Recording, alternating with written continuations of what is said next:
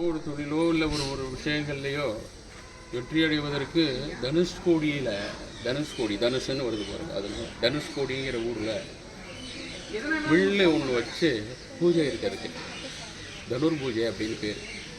அந்த மாதிரி பூஜைகளெல்லாம் பண்ணி ஒரு வில்லு விட்டு அதை உடைச்சி போடுறது, இந்த மாதிரியெல்லாம் சில பரிகாரங்கள் மாதிரி பிரார்த்தனை மாதிரியும் இருக்கிறதுல. அப்பேற்பட்ட ஒரு தனுர் மாதத்தில் இந்த ஆலயம் அப்படிங்கிறது உலக புகழ்பெற்ற ஆலயம், உலகத்தில் முதல் ஆலயம்.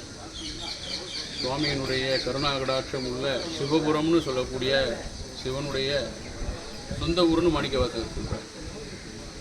விருதலை கொல்லியின் உள்ளெரும் பொற்று நினை பிரிந்த விரிதலை ஏனை விடுதி கண்டா வியன் உலகுக்கு ஒரு தலைவா மன்னும் உத்தரகோஷமங்கை அரசேன்னு சொல்கிறார். 3 உலகுக்கு ஒரு தலைவர்.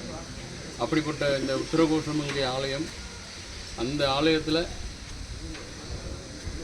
நிறைய ரிஷிகள், முனிவர்கள், சித்தர்கள், யோகிகள், ஞானிகள், மகான்கள் எல்லாம் தபசு பண்ணிகிட்டே வந்திருக்கா இங்கே. ஏன்னா முதல் க்ஷேத்திரம் சுவாமி வந்துட்டா எல்லாருமே வந்துடுவார்.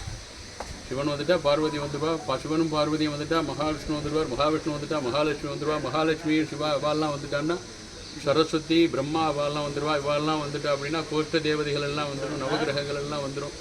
அப்படி அனைவரும் சுவாமி இருக்கிற இடம்தான் கைலாயம். அந்த கைலாயம் தென் கைலாயமாக பூலோக கைலாயமாக இருக்கக்கூடிய இடம் இந்த இடம். அப்படி எல்லாரும் வந்து இங்கே தரிசனம் பண்ணிட்டு இருக்கா. அதனால தான் இந்த ஆலயத்திற்குள்ளே வந்தால் பேசாமல் இருக்கணும்னு சொல்கிறது. பேசாமலே பிரார்த்தனை பண்ணிகிட்டே வந்தால் சுவாமியுடைய கருணையில் யாருடைய சித்தர்களுடைய காதலையாவது அவளுடைய பிரார்த்தனை போய் விழும்.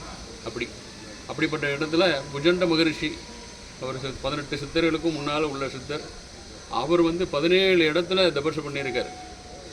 இங்கேயே இருந்துட்டார், இங்கே உத்தரகோஷமங்கையிலே இருந்துட்டார். அப்பேற்பட்ட புஜண்ட மகரிஷியினுடைய பிரார்த்தனை, அவருடைய அபிஷேகம் பௌர்ணமியில், ஆடி பௌர்ணமியில் வியாசர் குரு பூஜை நடக்கும். அதுபோல் இவருக்கு பௌர்ணமி அமாவாசை அந்த மாதிரி வரக்கூடிய நாட்களை தொடர்ந்து ஆருத்ராவில் விசேஷமாக உண்டு. நாளைய தினமும் உண்டு, இன்றைய தினமும் இந்த பிரார்த்தனை அபிஷேகங்கள்லாம் உண்டு. இந்த சுவாமியினுடைய கருணை, கோயிலை பற்றிய விஷயங்களெல்லாம் மிகப்பெரிய அளவில் இருக்குது. தரிசனம் பண்ணுறவாளுக்கு புண்ணியம் பண்ணினா மட்டும்தான் இந்த ஆலயத்தில் தரிசனம் பண்ணவே முடியும். அதனால் நீங்கள் எல்லோரும் நிறைய புண்ணியம் பண்ணியிருக்கீங்க, அதனால் தரிசனம் பண்ண வந்திருக்கீங்க. புண்ணியம் பண்ணால் தான் கிடைக்கும் அந்த பாக்கியமே. அப்படிப்பட்ட மிகப்பெரிய பாக்கியம். அதுக்கப்புறமாக படிகலிங்க மரகதலிங்க அபிஷேகம் இருக்குது, திருப்பணி நடந்துகிட்டு இருக்குது, கும்பாபிஷேகம் நடக்க போகிறது.